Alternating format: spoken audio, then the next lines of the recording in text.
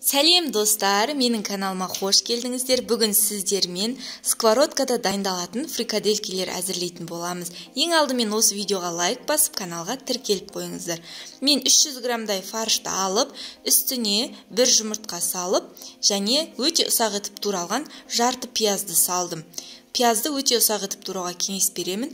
Одан кейін 2-3 ас қасық көлемінде панировочный сухари салдым. Сіздерде фарш көп болса, көбірек қосуға кеңес беремін. Одан кейін дәміне қарай тұз, қара бұрыш салып, аз ғана жарты кесе көлемінде сүт құйып, жақсылап барлығы біріккенше араластырып алатын боламыз. Одан кейін қолымызды аз ғана майлап алып, шағын ғана шариктер жасайтын боламыз. Міне видеода көрсетілгендей етіп жасауға кеңес беремін.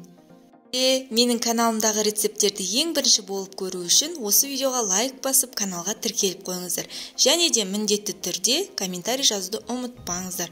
Мінекей бізде осындай шариктер жасап алдық. Менде 300 грамм ғана фарш қолданғандықтан осындай аз ғана шықты. Егер сіздер көп қолданатын болсаңыздар, құрамына қосатын заттарды да көбірек жасаңыздар.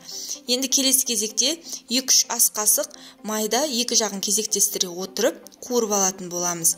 Қуырып алғаннан кейін фольгаға салып, аузын жауып, барлық жерін 30 минутқа пешке салып аламыз. Достар, әрі қарай пиязды және үккіштен өткізілген сәбізді қуырып аламыз. Бетіне 1 шай қасық қант саламыз. Одан кейін дәміне қарай тұз, қара бұрыш және 1 ас қасық томат салып, жақсылап қуырып аламыз. Тұз, қара бұрышты дәміне қарай, көлеміне қарай салуға кеңес беремін. Жарты кесе су құйып, жақсылап сәбіз жұмсарғанша қуырып алатын боламыз. Мінекей біздің сәбізіміз жұмсарды.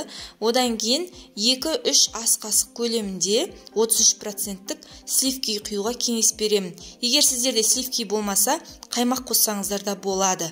Міне жақсылап тағы да араластырып аламыз. Араластырып болғаннан кейін, мінекей біздің оған дейін пештегі фрикаделькилерімізде дайын.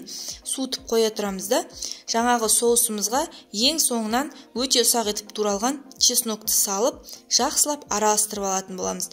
Достар, жасап көруге кеңес беремін, өте оңай және дәмді. Енді дайын болған соусымызға жаңағы пештен шыққан фрикаделькилерді саламыз. Өте дәмді болады, достар, міндетті түрде жасап көріңіздер. Мінекей біздің кешкі асымыз немесе түскі асымыз дайын. Өздеріңіздің қалауларыңызға қарай қасына кез келген гарнирді ұсынсаңыздар болады. Мінекей араластырып, дайын күйінде жей берсеңіздер болады. Мінекей аз ғана уақыттың ішінде ерекше сковородкадағы фрикаделькилерді әзірледік. Достар, сіздерге рецепт ұнаса, міндетті түрде каналға тіркеліп, осы видеоға лайк басыңыздар.